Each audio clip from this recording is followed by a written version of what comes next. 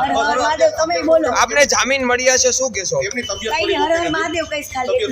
વિવાદિત કીર્તિ પટેલને લઈને સૌથી મોટી અપડેટ મળી રહી છે. કીર્તિ પટેલના જામીન જે છે તે મંજૂર થયા હોવાની વાત અત્યારે જોવા મળી રહી છે. જામીન મળ્યા બાદ કીર્તિ પટેલે મીડિયા સામે બોલવાનું ટાળ્યું હતું.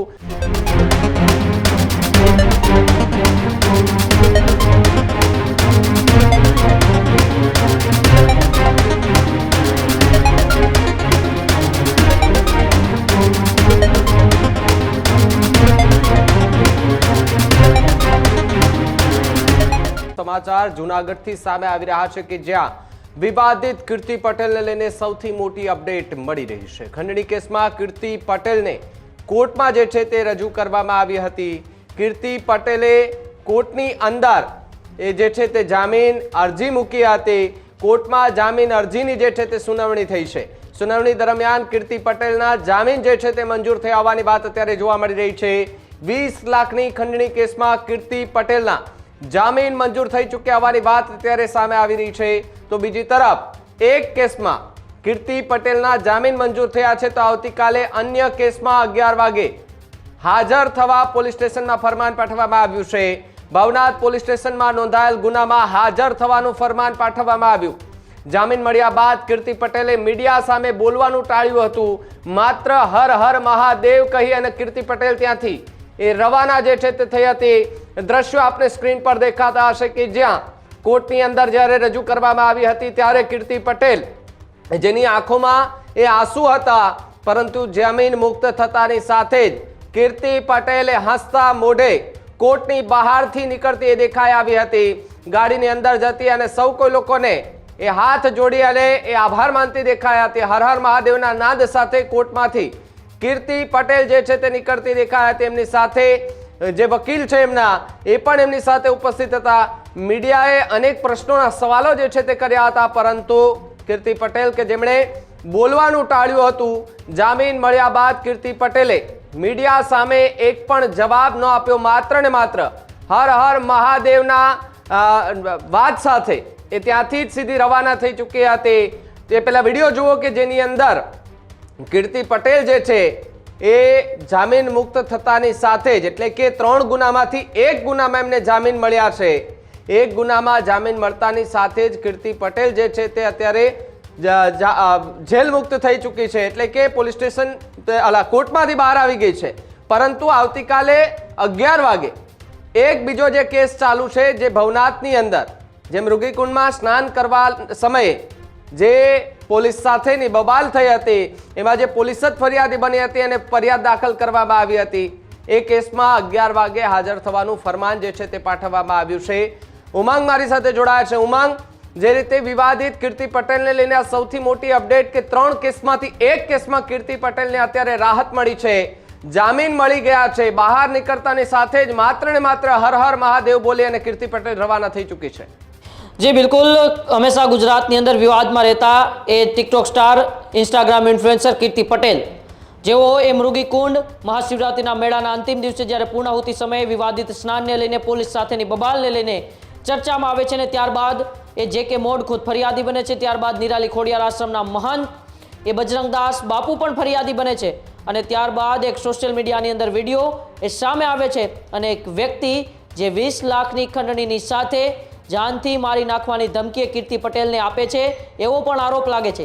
આમ 3 અલગ અલગ ફરિયાદમાં ભાવી કે કીર્તિ પટેલની ગુજરાત પોલીસ અને સાથે સાથે ખાસ કરીને જૂનાગઢ પોલીસ એ શોધખોળ કરતી હતી, ને ગઈકાલે બપોરે એ કીર્તિ પટેલની રાજસ્થાનના ઉદયપુરથી ધરપકડ કરવામાં આવે છે. ત્યારબાદ તેમને જૂનાગઢ લાવવામાં આવે છે, તેમનું મેડિકલ ચેકઅપ કરવામાં આવે છે.